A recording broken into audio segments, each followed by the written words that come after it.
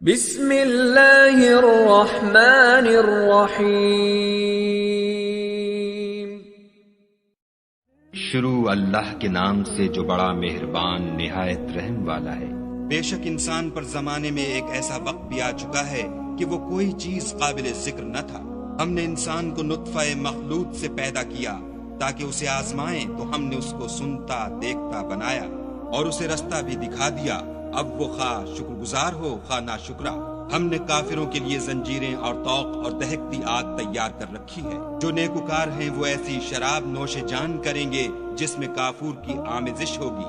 یہ ایک چشمہ ہے جس میں سے خدا کے بندے پیئیں گے اور اس میں سے چھوٹی چھوٹی نہریں نکال لیں گے۔ یہ لوگ نظریں پوری کرتے ہیں اور اس دن سے جس کی سختی پھیل رہی ہوگی خوف رکھتے ہیں، اور باوجود کہ ان کو خود طعام کی خواہش اور حاجت ہے، فقیروں اور یتیموں اور قیدیوں کو کھلاتے ہیں، اور کہتے ہیں کہ ہم تم کو خالص خدا کے لیے کھلاتے ہیں، نہ تم سے عوض کے خواستگار ہیں نہ شکر گزاری کے طلبگار۔ ہم کو اپنے پروردگار سے اس دن کا ڈر لگتا ہے جو چہروں کو کرہ المنظر اور دلوں کو سخت مضطر کر دینے والا ہے۔ تو خدا ان کو اس دن کی سختی سے بچا لے گا اور تازگی اور خوش دلی عنایت فرمائے گا، اور ان کے صبر کے بدلے ان کو بہشت کے باغات اور ریشم کے ملبوسات عطا کرے گا۔ ان میں وہ تختوں پر تکیے لگائے بیٹھے ہوں گے، وہاں نہ دھوپ کی حدت دیکھیں گے نہ سردی کی شدت۔ ان سے ثمردار شاخیں اور ان کے سائے قریب ہوں گے، اور میووں کے گچھے جھکے ہوئے لٹک رہے ہوں گے۔ خدام چاندی کے باسن لیے ہوئے ان کے ارد گرد پھریں گے، اور شیشے کے نہایت شفاف گلاس، اور شیشے بھی چاندی کے جو ٹھیک اندازے کے مطابق بنائے گئے ہیں، اور وہاں ان کو ایسی شراب بھی پلائی جائے گی جس میں سونٹ کی آمیزش ہوگی۔ یہ بہشت میں ایک چشمہ ہے جس کا نام سلسبیل ہے، اور ان کے پاس لڑکے آتے جاتے ہوں گے جو ہمیشہ ایک ہی حالت پر آئیں گے۔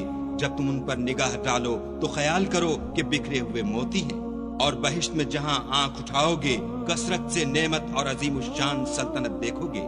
ان کے بدنوں پر دیبائے سبز اور اطلس کے کپڑے ہوں گے، اور انہیں چاندی کے کنگن پہنائے جائیں گے، اور ان کا پروردگار ان کو نہایت پاکیزہ شراب پلائے گا۔ یہ تمہارا صلہ ہے اور تمہاری کوشش خدا کے ہاں مقبول ہوئی۔ اے محمد صلی اللہ علیہ وآلہ وسلم، ہم نے تم پر قرآن آہستہ آہستہ نازل کیا ہے، تو اپنے پروردگار کے حکم کے مطابق صبر کیے رہو، اور ان لوگوں میں سے کسی بد عمل اور ناشکرے کا کہا نہ مانو، اور صبح و شام اپنے پروردگار کا نام لیتے رہو، اور رات کو بڑی رات تک اس کے آگے سجدے کرو اور اس کی پاکی بیان کرتے رہو۔